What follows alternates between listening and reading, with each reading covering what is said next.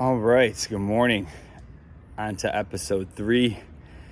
Won't be any planes to interrupt today because I'm coming to you half an hour early, and I thought what more appropriately today to talk about than routine, and most related to a physical activity, exercise routine in the morning.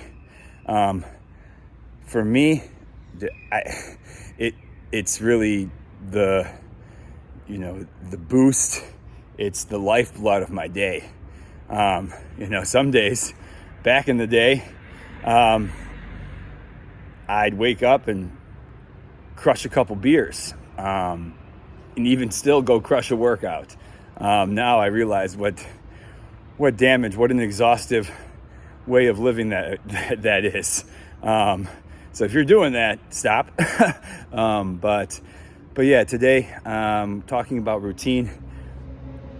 Getting into a routine may sound boring, may sound like something that is, oh man, I like to fly by the seat of my pants, blah, blah, blah, whatever. I thought that was me too. But having a routine keeps us on point, keeps us focused. And that routine for me carries through the weekend, Saturdays, Sundays. Today's Saturday. We have to be out and on a train at 6:30 in the center of the city. And so had to get my workout in a little bit early.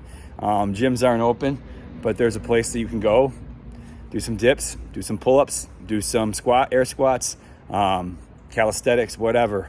That's something that I do.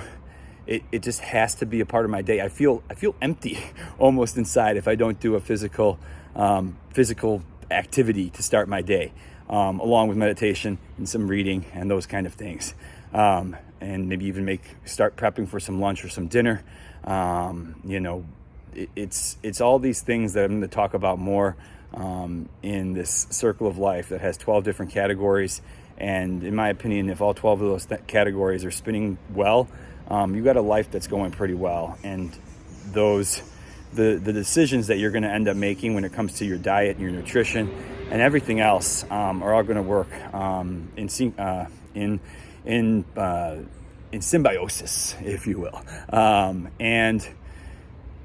So I guess the production value is not as good, not the same lighting. I'm still working on a little bit of a studio. I don't know when that's going to get done. We live in a confined space for the time being, but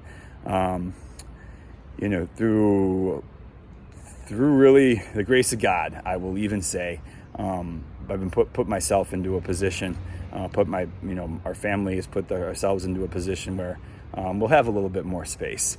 A little bit all over the place today, and one of the other things I kind of wanted to touch on here, which I didn't think I had out there, but I've discovered I truly do have a hater, and no names or anything like that, but it's something that I thought I was trying to work on, make amends for something that I know I was in the wrong in.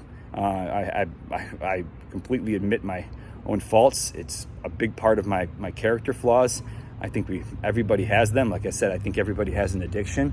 I just work on moving my addictive personality from a destructive one to a constructive one, and I hope to do the same for other people.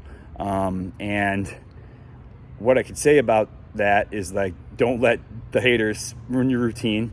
Don't let the haters derail you from what you think what you feel in your heart is the right thing for you. And people could say some pretty mean, pretty vindictive things that can hurt, actually, hurt pretty bad, make you question what you're doing. But through that, we grow. Through that, I suffer. And through that suffering, I become a better person. And I'm just not going to let it get in the way. Instead of coming to you at 5:55, today was 5:25. And with that, signing off until tomorrow, Sunday morning, with some fantasy football, a little different angle for tomorrow. Fantasy football. I know this week and the next 10 days, people are prepping for drafts. Maybe some people have already done them, but I'll give you some of my inside information on that. And trust me, you want to listen to this guy. Have a great Saturday.